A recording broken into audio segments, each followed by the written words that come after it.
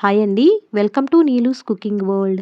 ఇవాల్టి వీడియోలో రంజాన్ స్పెషల్‌గా ఫిర్నీ స్వీట్ డెజర్ట్‌ని సింపుల్‌గా ఎలా చేయాలో చేసి చూపిస్తాను. రెగ్యులర్‌గా చేసుకునే ఫిర్నీలా కాకుండా నేను ఈరోజు చూపించబోయే ఫిర్నీ జీడిపప్పు, బాదాం ఫ్లేవర్‌తో చాలా రిచ్‌గా, టేస్టీగా ఉంటుందండి. పర్ఫెక్ట్ మెజర్‌మెంట్స్‌తో చేసి చూపిస్తాను.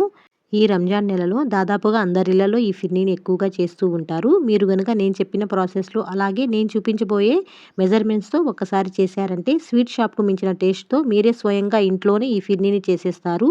మరైతే ఆలస్యం చేయకుండా నోట్లో ఇట్టే కరిగిపోయే టేస్టీ ఫిర్నీని ఎలా చేయాలో చూసేద్దాం పదండి. ముందుగా ఒక బౌల్ తీసుకొని 3 స్పూన్స్ వరకు బాస్మతి రైస్‌ని తీసుకోండి. మామూలు సోనా మసూరి బియ్యంతో కూడా చేసుకోవచ్చండి. కాకపోతే బాస్మతి, చిట్టి ముత్యాలు ఇలాంటి బియ్యానికి మంచి ఫ్లేవర్ ఉంటుంది. అలాగే చాలా బావుంటుంది ఫిర్నీ. ఇప్పుడు ఈ రైస్‌ని 1కి 2 సార్లు బాగా కడిగేసి ఒక గంట పాటు నానబెట్టుకోవాలండి.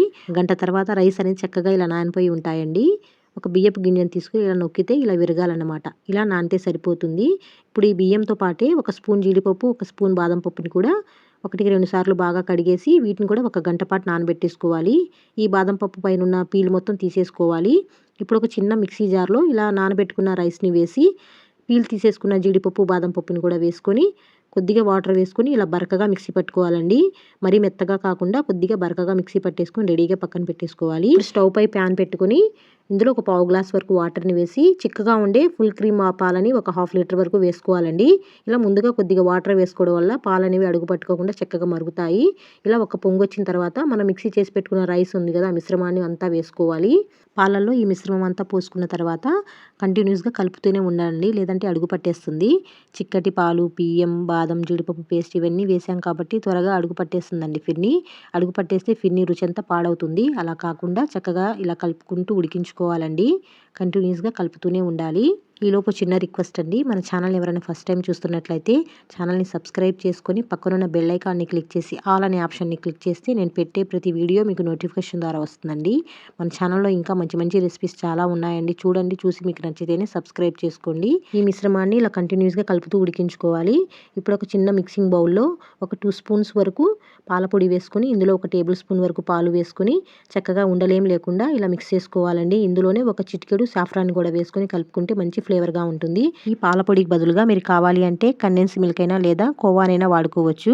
ఇవన్నీ లేకపోతే పంచదారని మరొక 2 స్పూన్స్ వరకు ఎక్కువ వేసుకున్నా బానే ఉంటుందండి. ఇలా కొద్దిగా పాలపొడి వేసుకోవడం వల్ల మన ఫిర్నీ రుచి అనేది మరింత బావుంటుంది. చూడండి కన్సిస్టెన్సీ అనేది ఒక 5-10 నిమిషాల తర్వాత ఇలా ఉంటుంది. మనం ఇప్పుడు ఉడికిందో లేదో కొద్దిగా ఇలా చెక్ చేసి చూద్దాం. చూడండి ఇలా సాఫ్ట్‌గా ఉడికితే సరిపోతుంది.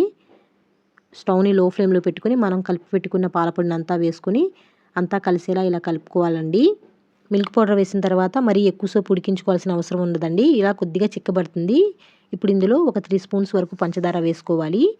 పంచదార మీరు రుచి చూసి మీ రుచికి తగినట్లుగా వేసుకోండి. ఈ షుగర్ కూడా ఇందులో కరిగిపోయేలాగా ఇలా కలుపుకుంటూ ఉడికించుకోవాలి. పంచదార వేసిన తర్వాత కొద్దిగా పలచబడుతుందండి.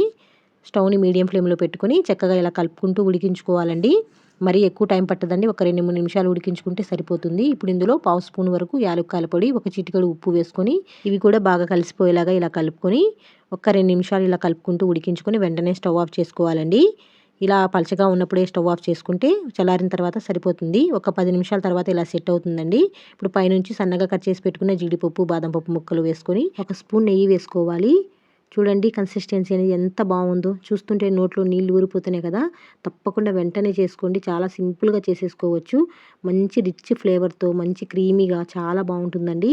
ఇలా ఒక బౌల్‌లో సర్వ్ చేసుకొని పైనుంచి ఇలా బాదం పప్పులు, జీడిపప్పులతో ఇలా డెకరేషన్ చేసుకొని ఫ్రిడ్జ్‌లో ఒక గంట పాటు సెట్ చేసుకున్న తర్వాత చల్లగా సర్వ్ చేసుకుంటే చాలా బాగుంటుందండి. ఈ సమ్మర్‌లో ఏదైనా స్వీట్ తినాలి అనుకున్నప్పుడు చల్లగా ఇన్‌స్టంట్‌గా చేసుకొని ఈ ఫిర్నీని ఒకసారి ట్రై చేయండి.